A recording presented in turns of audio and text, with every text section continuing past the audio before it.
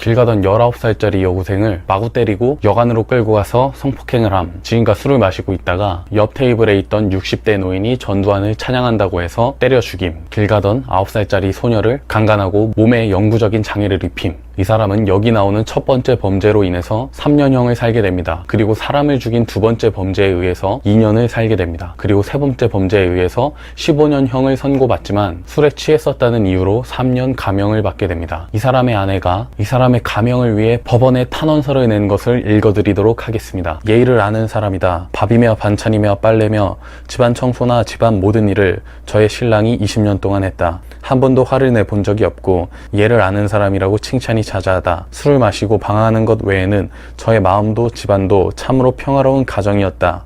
아내가 이렇게 탄원서의 내용을 써서 법원에 제출했습니다. 이 세상에 나쁜 사람은 없죠. 다만 법의 테두리나 최소한의 도덕의 테두리, 이걸 지키지 못해서 나쁜 사람이 되어가는 것입니다. 보통 이 두 테두리를 어길 때에는 인간의 욕심 때문에 어기는 경우가 많습니다.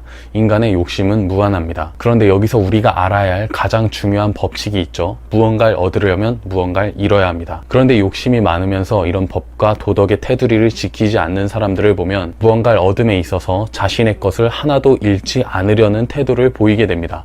그러므로 해서 정상적인 방법이 아닌 편법이나 불법한 일로 자신이 원하는 걸 얻어내게 됩니다. 제가 지금까지 설명드린 이 사람은 바로 조두순이라는 사람입니다. 여러분 모두가 아시다시피 이 사람은 2020년도 12월에 출소하게 됩니다. 저는 여기서 설명드리고 싶은 것은 첫 번째는 술입니다. 사람들은 술을 먹고 어떤 큰 범죄를 일으키고 나면은 술 때문에 죄를 저질렀다고 해서 자신의 형량을 감소시키려고 하는 성향을 보이게 됩니다. 그리고 실제로 감형이 되는 경우도 많습니다. 그리고 폭행, 살인 사건도 마찬가지이고 2018년도 9월에는 어떤 남자가 같은 층에 있는 여자 집에 아무것도 입지 않은 채로 들어가려고 문고리를 딴 사건이 있었죠. 그런데 그 사건에서도 여자가 입은 피해가 아무것도 없고 남자가 술에 취해 있었으므로 처벌할 수 없다는 결과가 나오게 되었습니다. 이런 식으로 계속 술에 의해서 범죄가 나타나게 되고 술로 인해서 감형받는 사건들이 많아지게 됩니다. 어떠한 범죄가 있을 때 이 범죄에 대해서 제대로 된 처벌을 받지 못하기 때문에 그러한 것들이 사회 인식에 전체적으로 퍼져나가게 되고 그러한 인식들 때문에 전과범들이 계속 다수의 범죄를 일으키게 되는 것입니다. 계속 범죄자들이 감형할 수 있는 방법을 알게 되고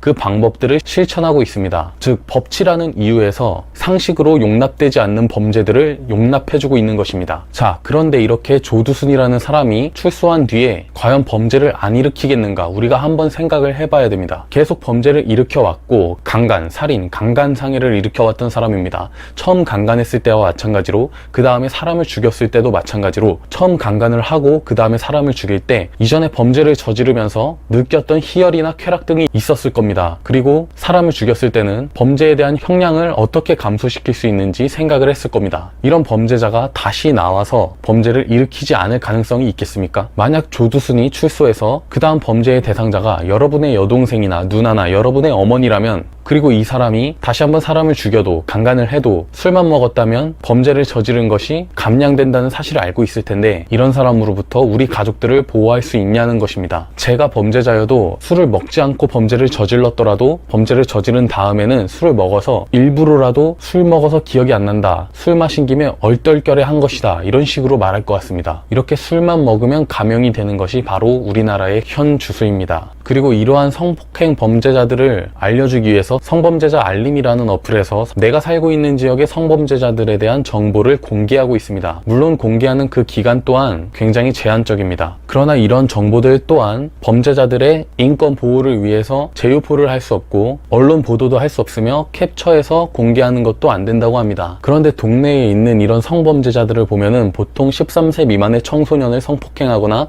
19세 미만의 청소년을 성폭행하게 됩니다. 그런데 이런 사람들이 한 구에만 해도 20명, 30명씩 있어요. 그런데 이 성범죄자들의 대상이 대부분 19세 미만이나 13세 미만의 청소년이라는 것입니다. 여기서 저희는 두 가지를 생각해 봐야 됩니다. 첫 번째는 술을 먹었다고 해서 감형되는 법이 아직도 개정이 되고 있지 않다는 사실입니다. 두 번째는 아동 성범죄의 형량이 더 증가하고 있지 않다는 것입니다. 아동 성범죄라는 것은 제대로 된 인식도 형성되지 않은 아동들에 대한 성범죄인데 그런 아동들이 성범죄를 당하게 되면 평생 동안 그 피해를 곱씹으면서 살아가야 될 것입니다. 자, 그런데 그런 성폭행에 대해서 아직도 3년에서 7년 정도의 형밖에 내려지지 않는 실정입니다. 자, 그런데 이런 두 가지 큰 문제가 있는데도 불구하고 아직도 내놓으라는 민생 법안은 내놓지 않고 전국 각지를 돌면서 예비 타당성 면제를 해준다면서 총선의 표몰이를 하기 위한 확정할 수 없는 약속만 하고 다니는 사람들이 있습니다. 그리고 그렇게 국가의 안전 상황에 대해서 확실하게 책임지겠다고 한 사람도 이러한 실질적인 국민의 피해가 있는 민생 법안에 대해서는 개정하려고 하는 노력조차 하고 있지 않다는 것입니다. 계속 이런 인기 영합성 정치가 유행할 수밖에 없는 현상은 국민들이 정치에 관심이 없기 때문에 나타날 수밖에 없는 현상입니다. 그저 돈을 많이 준다는 정책에만 관심이 있고 그 돈이 어디서 나가는지는 관심도 없고, 그리고 이렇게 우리의 삶을 위협하는, 또 우리의 아이들의 삶을 위협하는 이러한 사람들을 처벌할 수 있는 법에 대해서 개정하고 있지도 않고 신설하고 있지도 않는 그런 사람들을 그저 그들의 인상과 듣기 좋은 말만 하는 그런 모습들을 보고 우리가 선거를 하고 있다는 말입니다. 어찌됐든 요즘 제 영상에서 계속 이렇게 사법부의 문제점을 지적하고 있는데, 결국 뭐 사법부에서 잘못됐다는 것도 있지만 입법부나 정부에서 법안을 개정하거나 발의하지 않는 그러한 문제도 있다고 생각을 합니다. 그러므로 앞으로는 정말 민생 법안이 무엇인지에 대해서, 그리고 사법부나 법의 내용이 어떻게 변경되어야 되는지 이제는 인식할 때가 되지 않았나 싶습니다.